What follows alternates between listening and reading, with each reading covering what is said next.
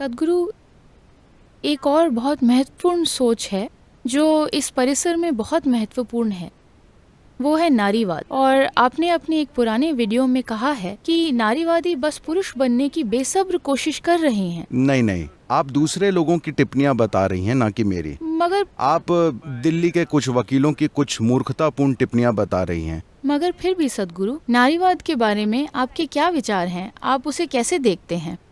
देखिए, पहले तो पुरुष और स्त्री दो अलग अलग प्रजातियां नहीं हैं। हमें यह समझना चाहिए कि मान लीजिए 50 साल पहले या 100 साल पहले, तकनीकों के आने से पहले जीवन में कुछ चीजें थीं जो सिर्फ एक पुरुष कर सकता था। इस धरती पर काम मुख्य रूप से पुरुष की ताकत से होता था। हाँ, इंसान की शारीरिक बल से, मुख्य रूप से पुरुष की। महिलाएं ऐसे काम हाथ में लेती थीं जिसमें शारीरिक बल की खास जरूरत नहीं होती थी। जीवन के दूसरे पहलू भी होते हैं, वे स्वाभाविक रूप से वो काम करती थीं। तो दुनिया इस तरह चल रही थी। आज महिलाएं बाहर जाकर कई चीजें उदारवाद या नारीवाद के कारण नहीं कर रही, सिर्फ तकनीक के कारण कर रही हैं। तकनीक ने ताकत का मूल्य गिरा दिया है। यह शब्द इस्तेमाल करना सही नहीं है। तकनीक ने ताकत का मूल्य गिरा दिया है। अब सिर्फ दिमागी शक्ति मायने रखती है। भारत में अब भी ताकत महत्वपूर्ण है। अगर आप भारत में बस में चढ़ना चाहें तो आपको कुछ ताकत की जरूरत होगी, ठीक है। मगर तकनीक जैसे जैसे हमारे जीवन के हर पहलू में, हर जगह फैलती जाएगी, आप उस स्थिति में पहुंच जाएंगे जहां आपको यह सोचना ही नहीं पड़ेगा कि कौन पुरुष है कौन स्त्री। अभी मैं आपसे बात कर रहा हूं, मुझे क्या फर्क पड़ता है कि आप पुरुष हैं या स्त्री। सिर्फ कुछ खास रिश्तों में, कुछ खास जगहों पर पुरुष या स्त्री होना महत्वपूर्ण है। आपके शोध में क्या फर्क पड़ता है कि आप पुरुष हैं या स्त्री। अगर आपके दिमाग की कुछ कोशिकाएं काम कर रही हैं तो पुरुष और स्त्री को अलग करने की ये हद से ज्यादा कोशिश, मानो वो दो अलग अलग प्रजातियां हों, एक गलत तरीका है। ये उन भेदभावपूर्ण परिस्थितियों की प्रतिक्रिया में हो रहा है जो अतीत में मौजूद रही हैं। मगर इन भेदभावपूर्ण परिस्थितियों का होना ये कुछ हद तक सही है।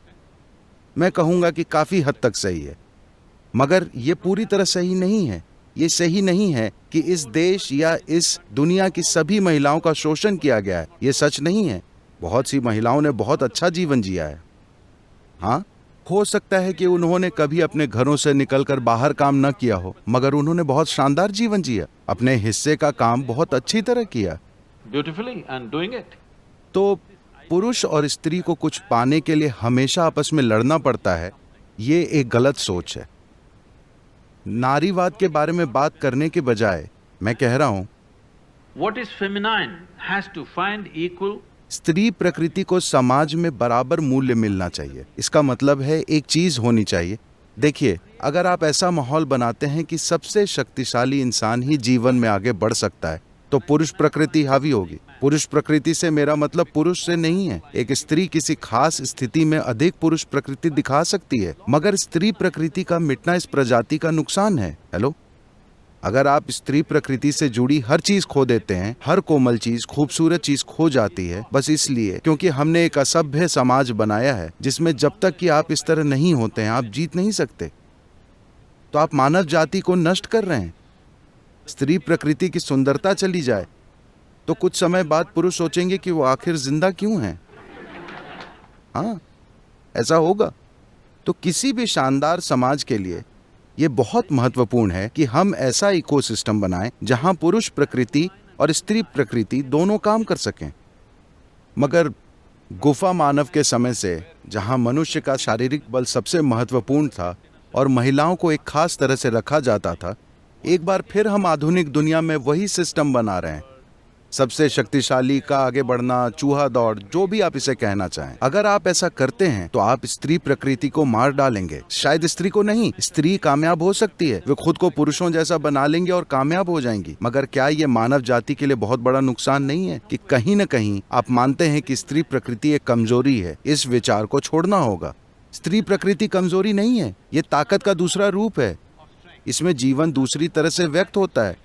जैसे पुरुष एक तरह से व्यक्त होता है, स्त्री प्रकृति दूसरी तरह से व्यक्त होती है। योग में पुरुष प्रकृति को दाहिना, पिंगाड़ा और स्त्री प्रकृति को बायां कहा जाता है। इसलिए माफ कीजिए, मैं दाहिनी ओर हूं।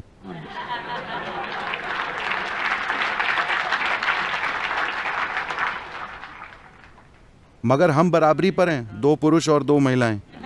बिल्कुल बिल्कुल सद्गुरु।